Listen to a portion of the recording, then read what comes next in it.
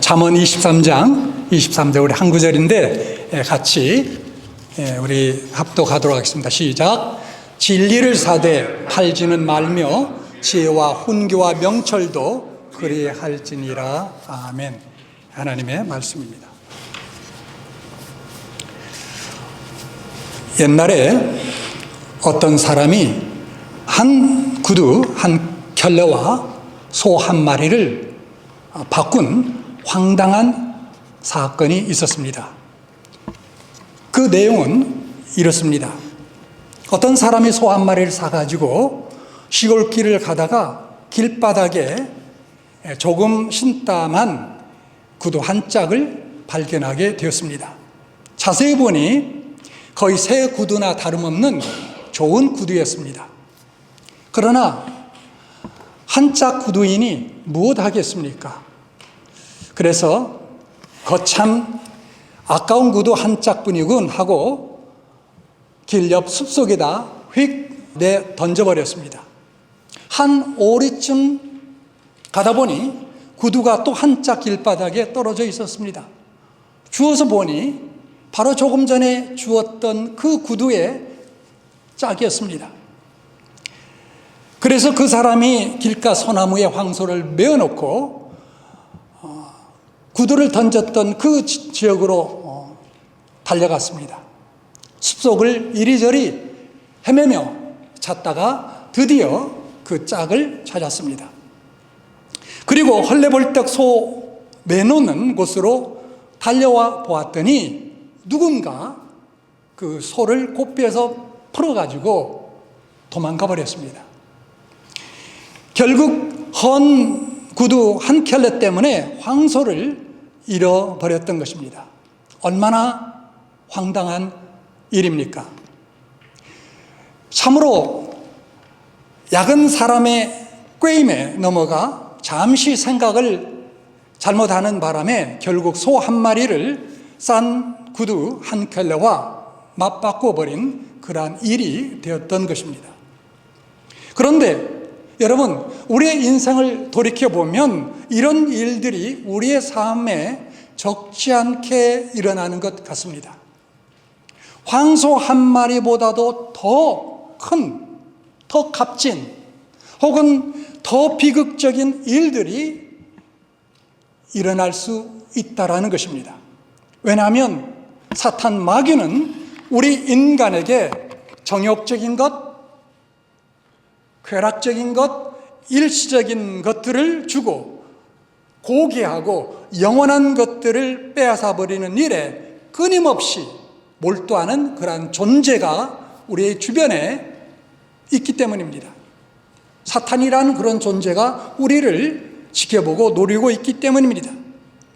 따라서 우리는 결코 영원한 가치를 지닌 진리와 믿음을 거짓되고 일시적인 세상적인 그 어떤 것과 바꿔버리는 어리석은 사람, 어리석은 신자가 결코 되지 않기를 간절히 바라는 것입니다. 오늘 본문 잠언 23장 23절에 보면 진리를 사고서 팔지 말며 지혜와 훈계와 명철도 그리할지니라 라고 말씀하고 있습니다. 우리말 또 다른 쉬운 성경을 보면 진리를 사들이되 그것을 다시 팔지 말라, 지혜와 훈계와 지각도 마찬가지다 라고 되어 있습니다. 무엇을 의미합니까? 진리는 어떤 대가를 주고서라도 얻어야 하고, 반면에 진리는 또한 어떤 유혹이 와도 세상의 어떤 것과도 바꿔서는 안 된다라는 그런 말씀의 요지입니다.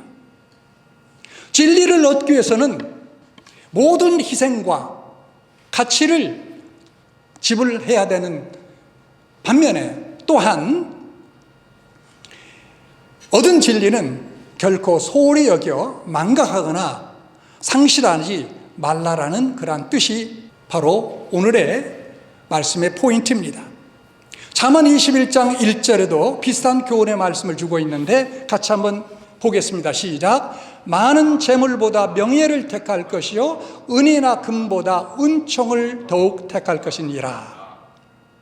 사실 많은 재물보다 명예가 더 중요하고, 그 다음에 은이나 금보다도 하나님의 은혜를 받는 것이 훨씬 더 중요하다라는 말씀입니다.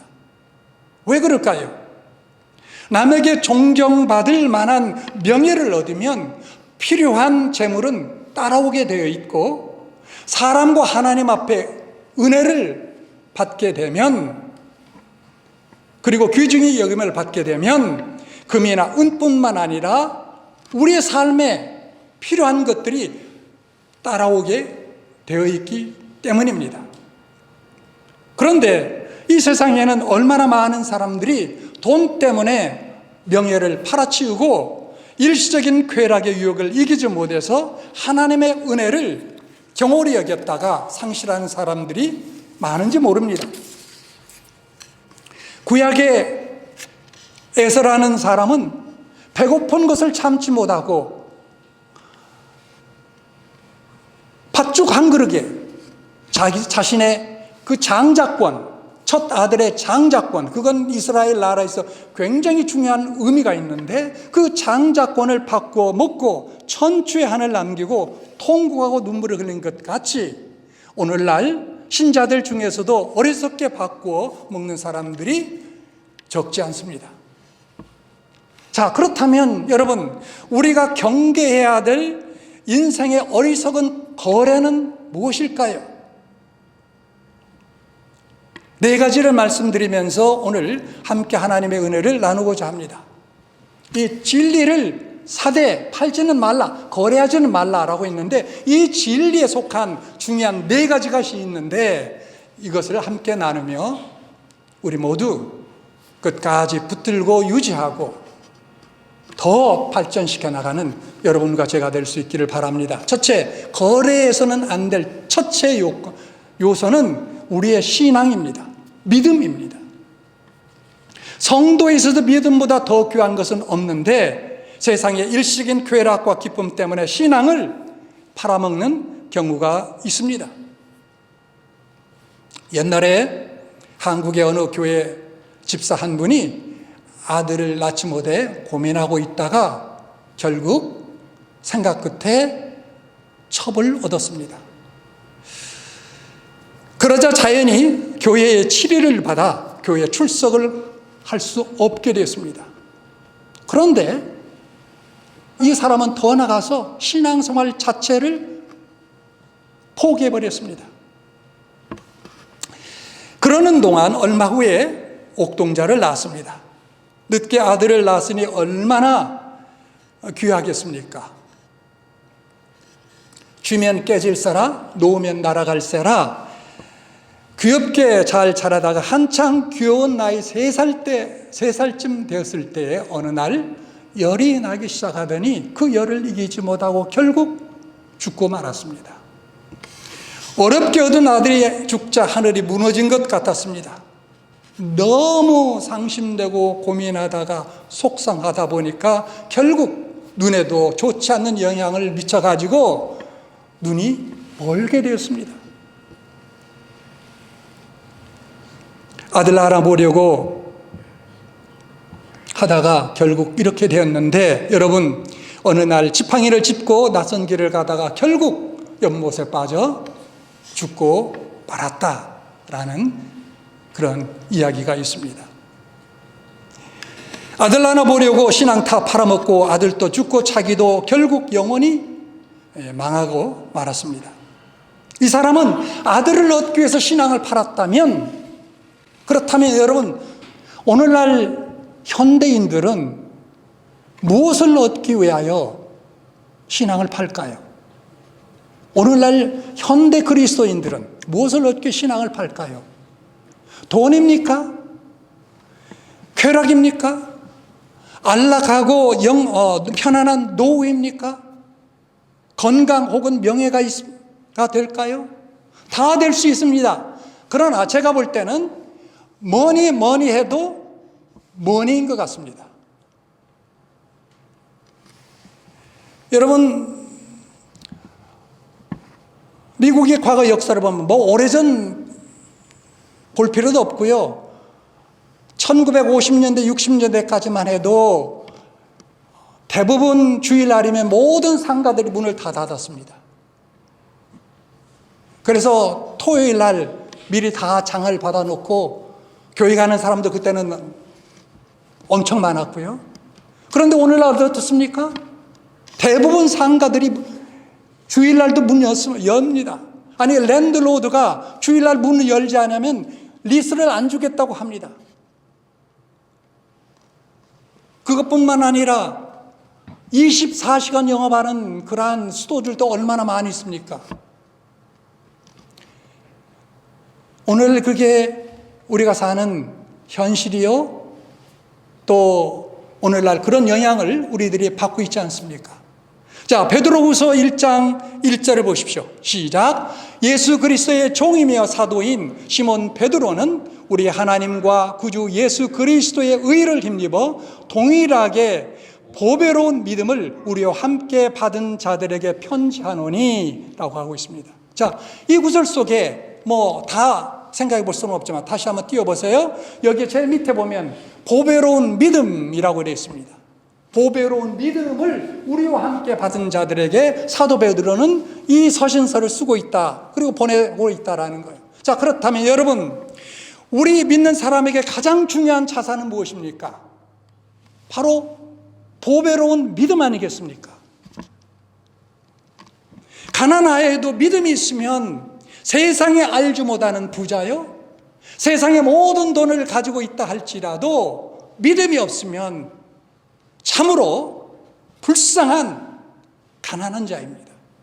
우리가 그것을 알아야 됩니다. 왜 그렇습니까? 베드로전서 1장 9절의 말씀을 또 보시기 바랍니다. 자, 보십시오. 믿음의 결국, 우리가 읽어볼까요? 시작. 믿음의 결국 곧 영혼의 구원을 받음이라. 여러분, 믿음 때문에 우리가 뭘 받게 되나요? 영혼의 구원을 받는다라는 거예요. 천국의 영생의 삶을 누리게 된다는 것. 무엇 때문에? 바로 믿음의 결과 때문에. 여러분, 그것뿐만 아닙니다. 우리가 장차 이 세상 떠날 때 천국에서 영원을 누리는 것뿐만 아니라 이 세상도 마찬가지예요. 이 세상도 세상의 모든 그러한 문제들이 일어나고 질병들이 유행하고, 하지만 제가 지난주인가요? 지지난주에 말씀드렸지만 하나님께서 우리를 예정하시고 예지하셨는데, 그렇다면 내가 죽고 싶어도 죽을 수 없고, 누가 나를 죽이려고 해도 죽이지 못하는 것이 하나님의 뜻과 예정과 섭리 아닙니까? 내 인생에 관한. 자, 그것이 뭘 통해서 이루어지는가요?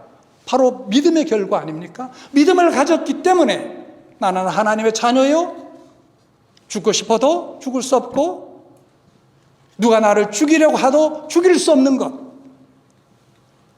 그게 바로 믿음의 결과 아니겠습니까? 우리가 성경을 통해서 보지 않습니까?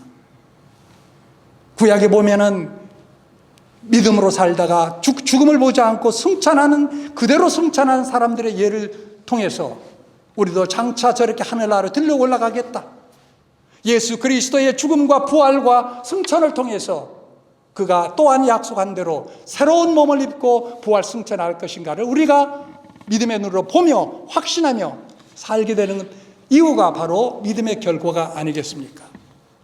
그래요. 그렇기 때문에 여러분, 우리는 세상의 헛된 소망과 영원한 소망에 근거되는 보배로운 믿음을 거래해서는 안 된다라는 거예요. 거래해서는. 자, 두 번째, 거래해서는 안 될 또 하나, 이것은 바로 우리의 양심입니다. 양심. 그리스도인에게서 양심은 영혼의 창문입니다. 창문에 먼지가 묻고 때가 끼면 태양빛이 차단돼서 들어오지 못하듯이 우리 영혼의 양심이 깨끗하지 못하고 밝지 못하면 하늘의 신령한 빛이 우리의 심령 가운데 비추지 못하게 되는 거예요. 그래서 사도 바울은 디모데전서 1장 9절에 이렇게 우리에게 말씀합니다. 읽겠습니다. 시작. 믿음과 착한 양심을 가지라. 어떤 이들이 이 양심을 버렸고 그 믿음에 관하여는 파선하였느니라. 잘 보세요. 믿음과 그 다음 착한 선한 양심을 가지라 이 말이에요. Good conscience, 선한 양심을 가지라. 어떤 이들이 이 양심을 버렸고 그 믿음에 관하여는 파선하였느니라. 배가 마치 큰 풍랑에 맞아서 쪼개져 붕괴되는 것처럼 그런 일들을 겪은 자들이 있다라는 거예요. 그런데 여러분, 어떤 이들이라고 했는데 이 어떤 이들이 교회 밖의 사람입니까? 교회 안의 사람입니까? 누구예요? 교회 밖에 믿지 않는 불신자들입니까? 아니에요. 교회 안에, 교회를 출석하는 사람들 가운데 이렇게 양심을 버리고 믿음이 깨어지는 그런 일들이 일어날 수 있다는 것입니다. 여러분, 하나님의 계시와 뜻은 양심을 통하여 임하는 경우가 적지 않습니다. 양심의 소리가 곧 하나님의 음성일 때가 많다라는 것입니다. 그렇기 때문에 우리가 이 양심을 선하게, 깨끗하게, 거짓 없이 계속 유지하는 것이 중요하다는 거예요. 과거 연세대학교 총장이었던 박대선 박사에게 있었던 일화가 있습니다. 이분이 연세대학 총장으로 계실 때 그 총장의 아들이 연세대 입학시험을 치르게 됐는데 약간의 점수가 미달돼서 떨어졌습니다. 그래서 이제 그 연세대학 교수들이 전부 모여가지고 회의를 열었어요. 자, 어떻게 하냐? 약간의 점수 차이로 떨어졌고, 그리고 총장의 자제분인데 어떻게 할 것인가? 만장일치로 교수들이 합격시키자. 그렇게 의견을 보고 이제 총장실에 가서 총장에게 그 교수회의의 결과를 알려드렸습니다. 그랬더니 총장 사직서를 내어놓으면서 내 아들을 떨어뜨리든지 아니면 내 사직서를 받든지 둘 중에 하나를 선택하라고 강경이 나오는 바람에 결국 입학을 못하게 되었다고 합니다. 그래서 이 박대선 총장의 아들은 그 아버지, 이 총장 그분이 이제 연세대학교 관사에 사는데 연세대에서 저 먼, 뭐 대학이라고는 제가 밝히지 않겠습니다만은 굉장히 먼 다른 대학에 거기에 입학시험을 또 보고 다녔다고 합니다. 4년간을 그렇게 다니고 결국 거기에서 졸업을 했다라는 거예요. 하여튼 그 후 이분은 더 존경을 받았습니다. 그분이 재직 시에 입학시켜달라고 요즘 돈으로 치면 몇억 원씩 싸들고 와서 통수화장하는 학부모들도 있었지만 다 뿌리치고 한 번도 부정입학을 시키지 않았다고 합니다.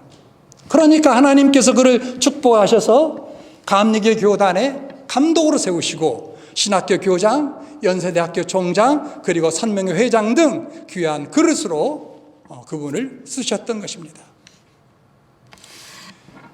한국 교회 역사 가운데 등장하는 유명한 부흥사가 있는데 그 중에 한 분이 바로 이성봉 목사라는 분입니다. 자, 이번에 글에 보면 교회의 한 영수, 이제 우리 장로교로 말하면 이제 장로라는 그런 직책인데요. 과거에는 영수라고 불렀던 것 같습니다. 그 교회의 한 영수가 만주에 가서 사는데 가서 만나보니 그 영수가 아편 장사를 하더랍니다.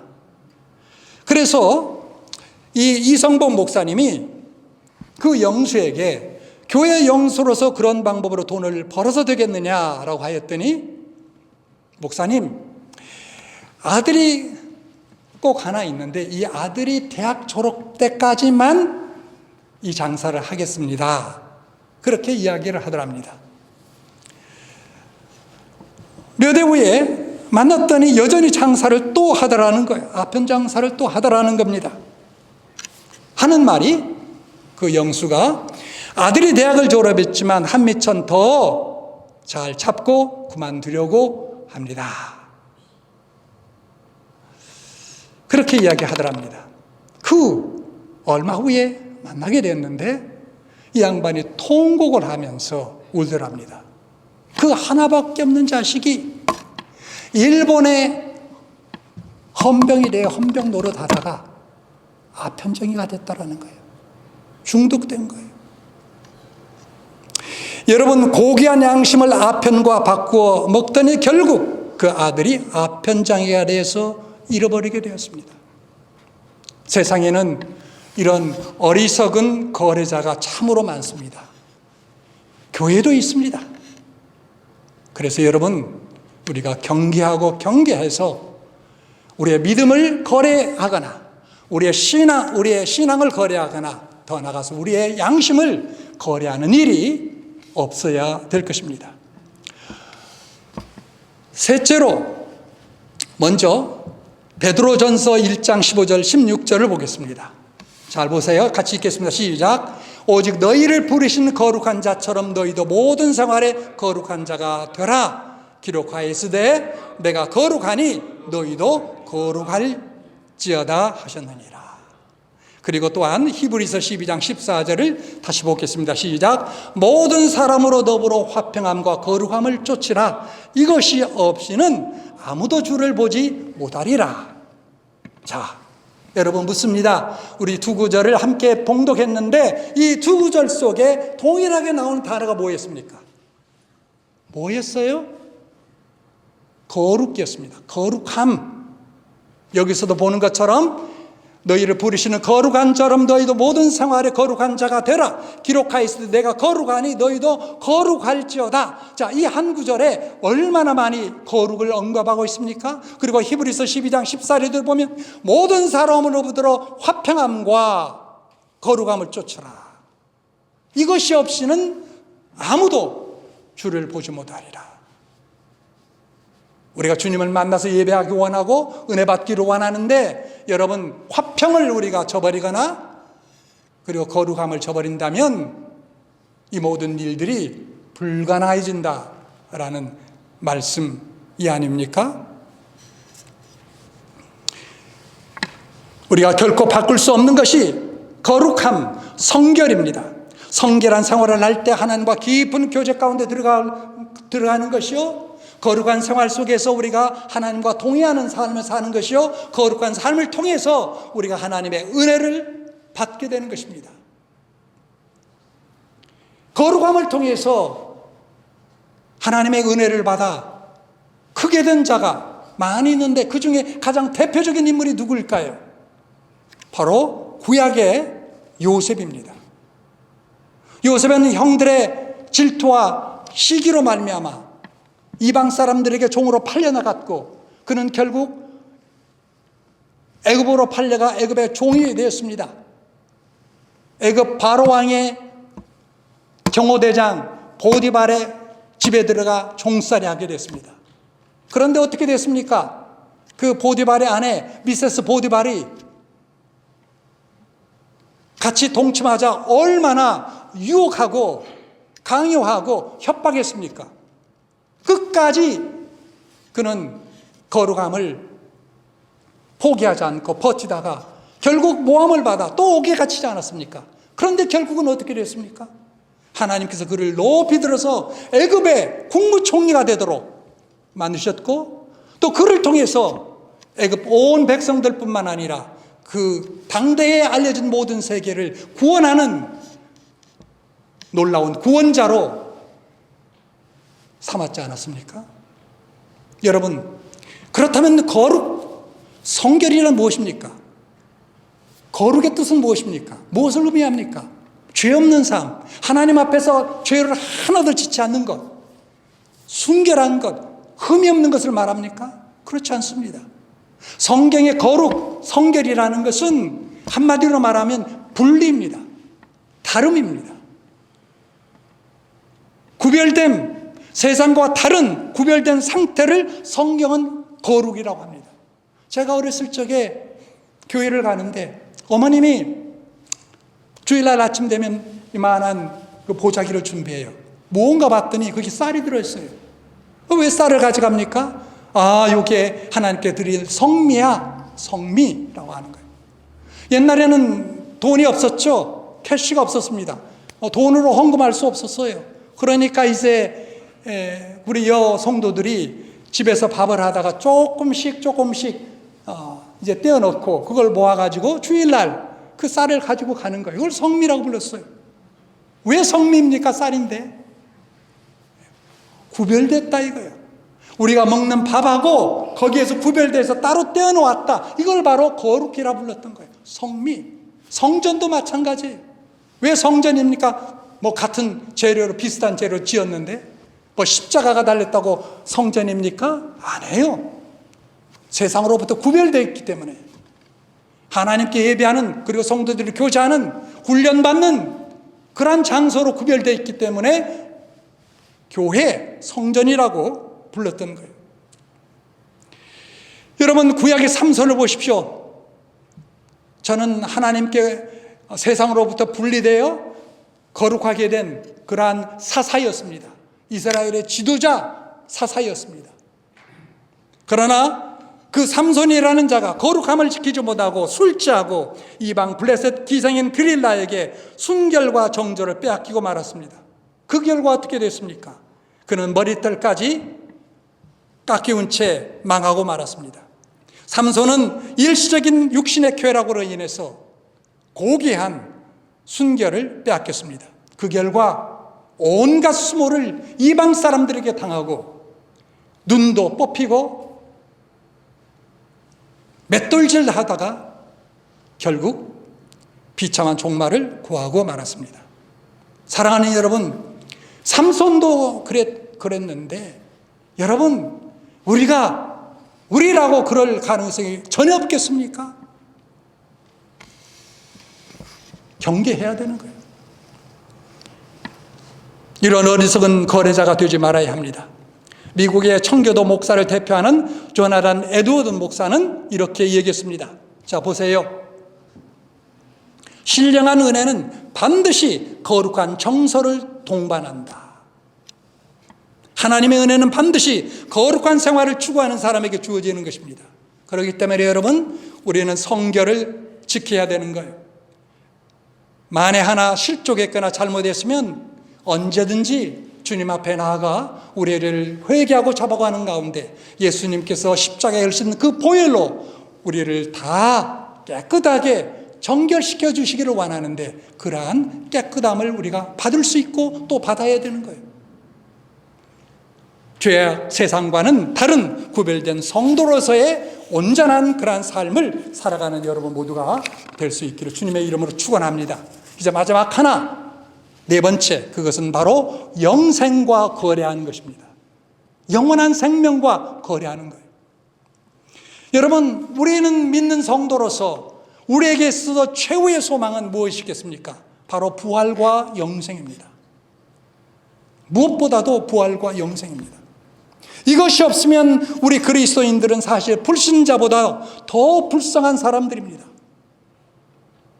일주일에 하루 쉬는, 많은 경우에 그렇죠. 일주일에 하루 쉬는 이 주일날 할 일도 많은데 또 편히 누워서 쉬고 싶은데 이렇게 교회에 나와서 예배를 드리는데, 만약 우리에게 영원한 천국의 삶이 없다면 이 얼마나 손익계산서에 마이너스가 되는 일이겠습니까?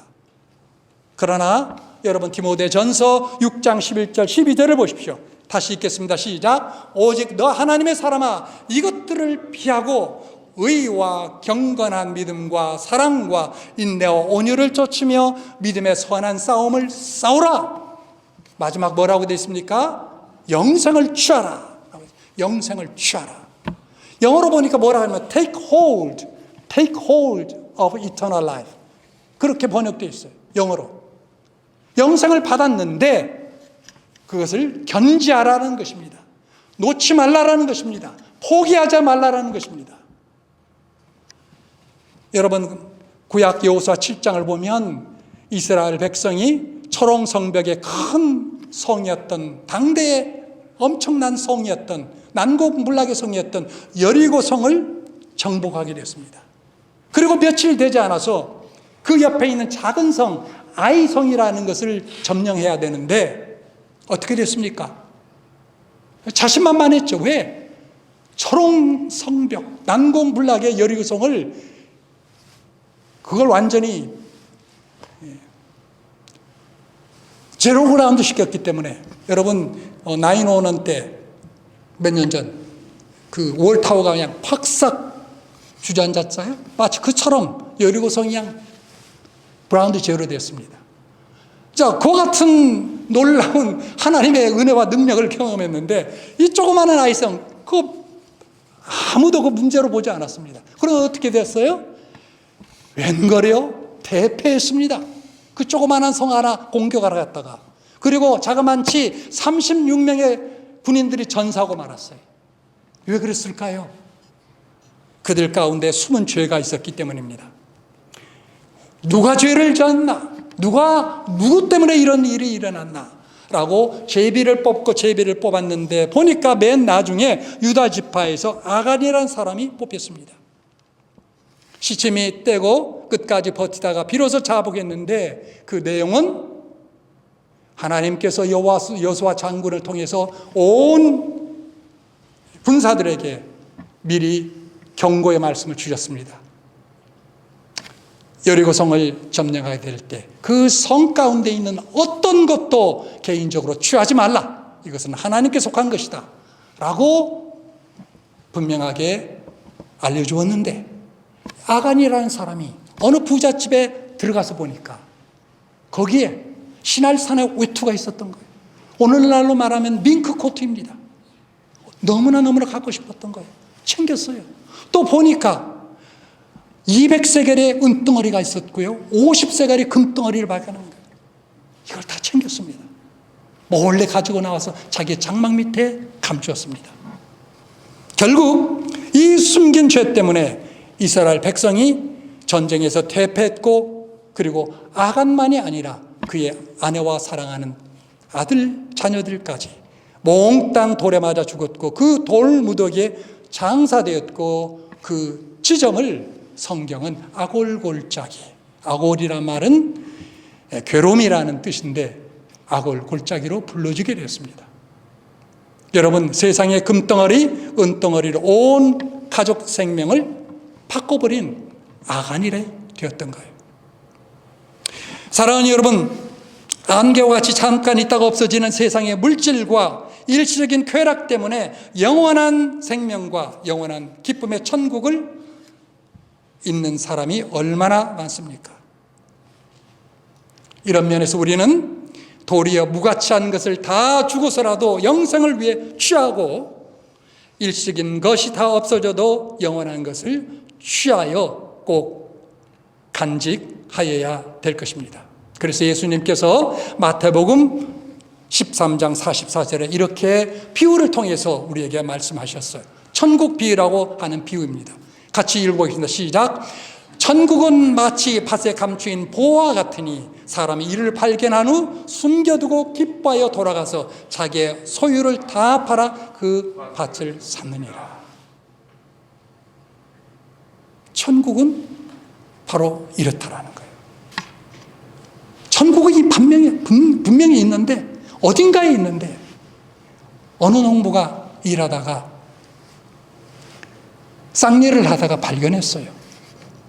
옛날 이스라엘 역사를 보면 그 외침이 많았어요. 외침이 많아가지고 재산이 있는 사람들은 땅 속에 많이 묻어놓았습니다. 그런데 이제 잊어버리기도 하고 갑자기 땅 묻어놨던 사람이 또 죽기도 하고 하면 이제 그게 완전히 땅 위에 영원히 묻히는 거잖아요. 그러다가 누군가 또 그 땅을 이제 사서, 모르죠.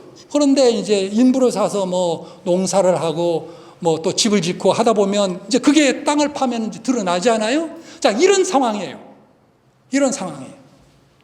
어느 농부가 땅을 파다가 보니까 거기에 보화가 있었던 거예요. 그래서 어떻게 합니까? 자, 조용히 가서 자기의 모든 재산을 팔아 그 땅을 샀다. 왜 샀어요? 거기에 보화가 있으니까. 천국은 바로 이와 같다는 거예요. 우리의 모든 것을 팔아 취하해야 되는 그와 같은 것이 바로 천국이다라는 말씀입니다. 자, 또 비슷한 말씀을 하셨어요.